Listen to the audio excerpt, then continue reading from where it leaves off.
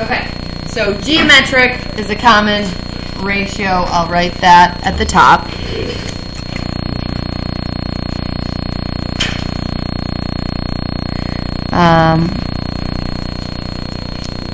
Given by R. So rather than adding 5, which is your common difference, we're going to multiply by 5 over and over again. And that's your R value.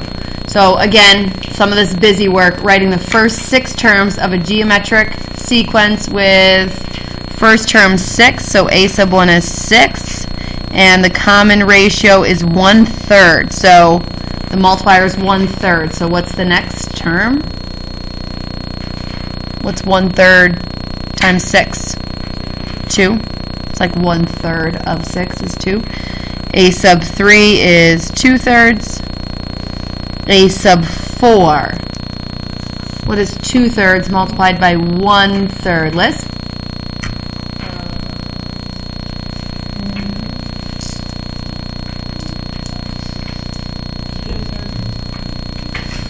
I know it.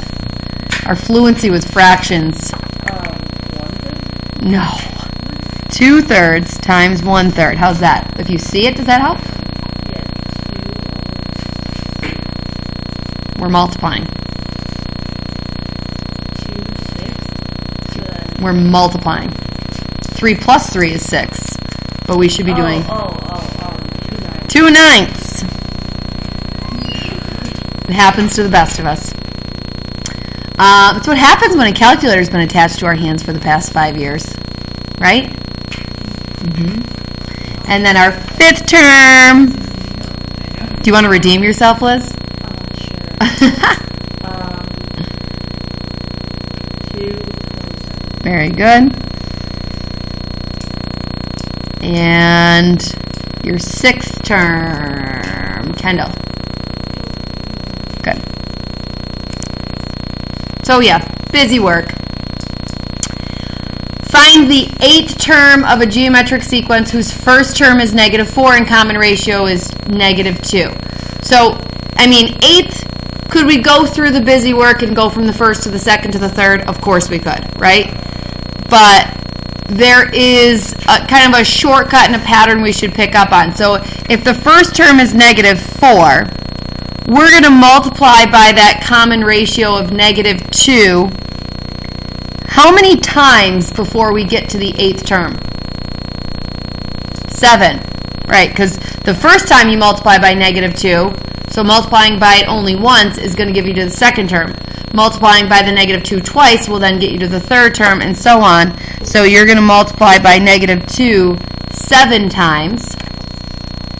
Oh boy, -2 to the 7th.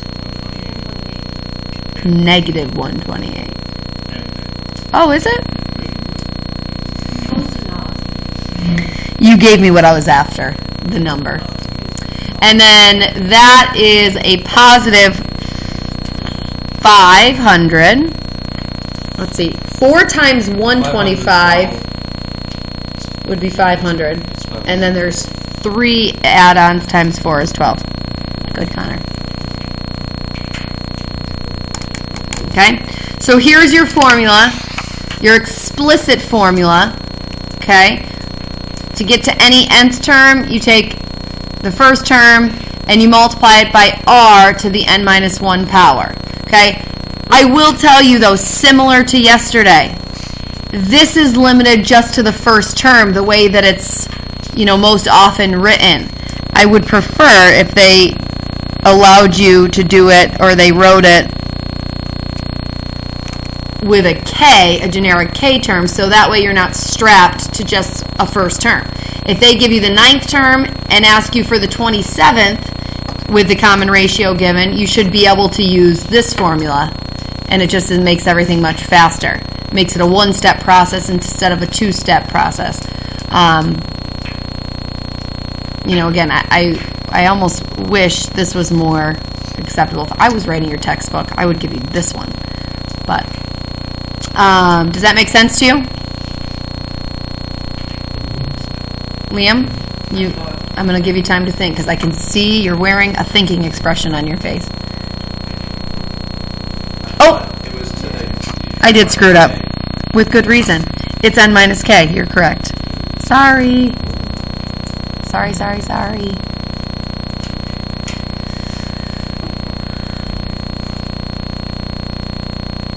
Okay. Yes.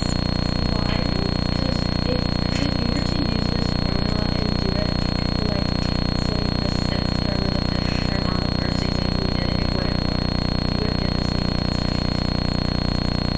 But if you did Yeah, we did it. We were looking for the 8th term. So no, ace. no, Oh. the very first one. Like 6 times 1/3 to the fifth is So not. a sub 6 would equal the first term, which is 6, times the common ratio of 1/3 to the n is 6, so to the 5th power.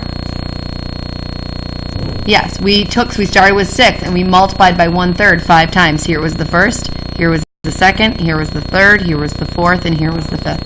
I did it 6 times 1/3 not to the fifth. Oh yeah, no, PEMDAS, right? Exponents first. Okay. Exercise A here gives you the start of a sequence. So you're going to extract your own information. What's R? 2. What's A sub 1? 3. So the general term equation is that A sub n equals 3 times 2 to the n minus 1 power.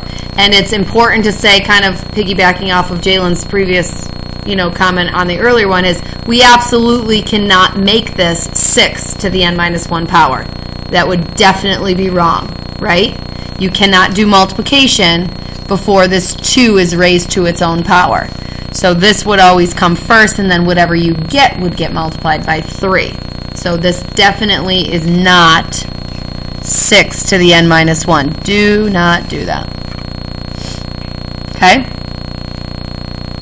Then what is the 20th term? Pretty straightforward. A sub 20 equals 3 times 2 to the 20 minus 1. So this is going to be pretty large. 3 times 2 to the 19th.